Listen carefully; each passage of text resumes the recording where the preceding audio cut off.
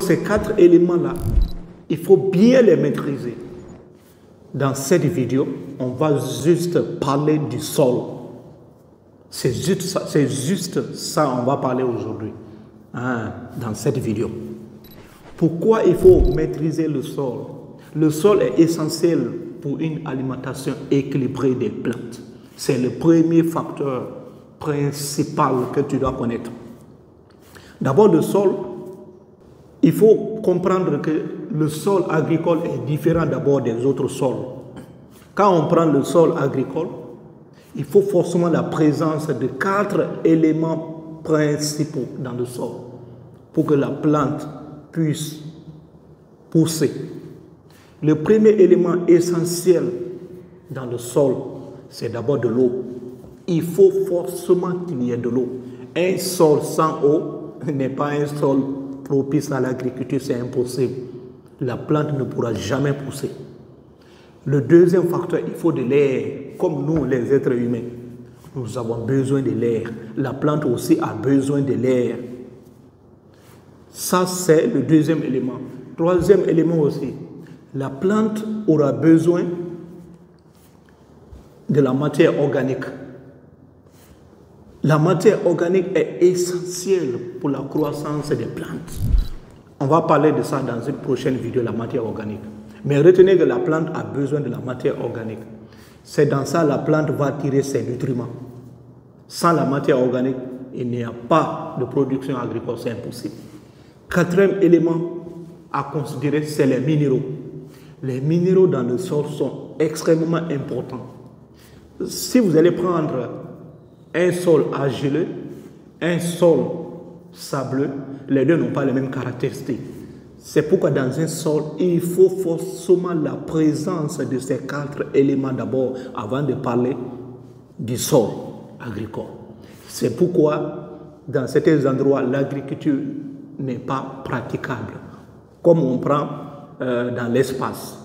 Dans l'espace, sur la Lune, on ne peut pas pratiquer l'agriculture. C'est impossible parce que là-bas, il n'y a pas de l'air. Parce que là-bas, il n'y a pas de l'eau. Même s'il y a de l'eau et il n'y a pas de l'air, c'est impossible. C'est pour les 4 éléments-là. Si un seulement manque, la plante ne peut pas pousser. L'eau, l'air, les minéraux et la matière organique. Sans ces 4 éléments, c'est impossible. Même si un seul manque, c'est impossible. Donc pour ça, d'abord, c'est à connaître. Maintenant, au niveau du sol, le premier facteur que tu dois tenir en compte, c'est le type de sol. Le type de sol est important d'abord pour la nutrition d'une plante équilibrée. Pourquoi c'est important? Parce qu'il y a plusieurs types de sols. Il y a les sols argileux, il y a les sols limoneux et il y a les sols sableux. Et chaque sol a ses propres caractéristiques. Les caractéristiques ne sont pas les mêmes. Donc tu es obligé de connaître ce que c'est qu'un sol sableux, un sol limoneux et un sol argileux. On va parler de ça aussi dans une prochaine vidéo. Le deuxième élément que tu dois tenir en compte, c'est le pH du sol. Le pH du sol est extrêmement important. Sans le pH du sol, ça va être très difficile pour toi d'avoir une production équilibrée. Parce que dans un sol, le sol peut être acide, le sol peut être basique et le sol peut être neutre.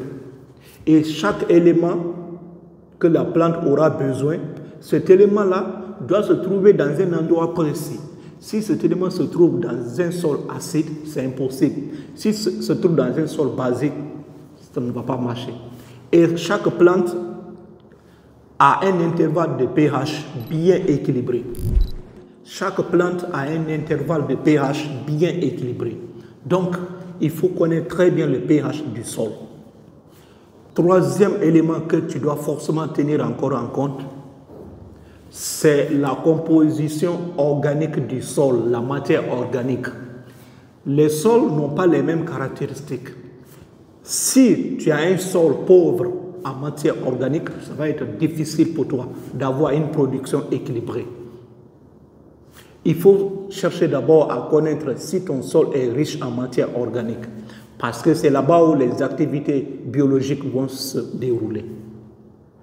C'est là-bas où la plante va tirer aussi certains de ces éléments. Sans la matière organique, c'est impossible d'avoir une alimentation équilibrée de tes plantes. Quatrième élément à tenir en compte, c'est les macro et les micro-éléments. Les macro et les micro-éléments doivent jouer aussi un rôle important. C'est quoi un macro-élément? C'est quoi un micro-élément?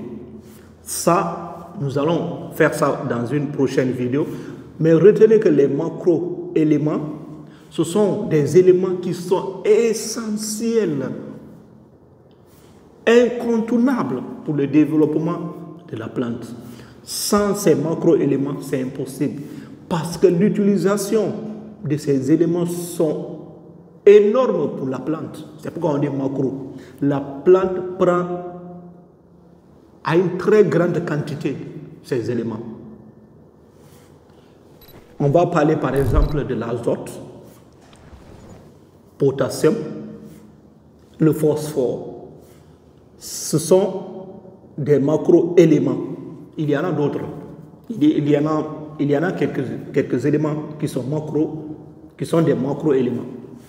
Les micro-éléments, on va parler du fer, on va parler du zinc, on va parler de chlore, on va parler de bore, etc.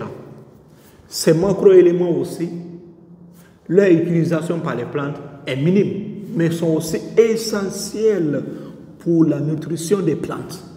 Donc, dans un sol, tu dois connaître très bien ton sol. Tu dois connaître est-ce que ce sol est riche en macro-éléments ou bien en micro-éléments. Donc, avec ces éléments,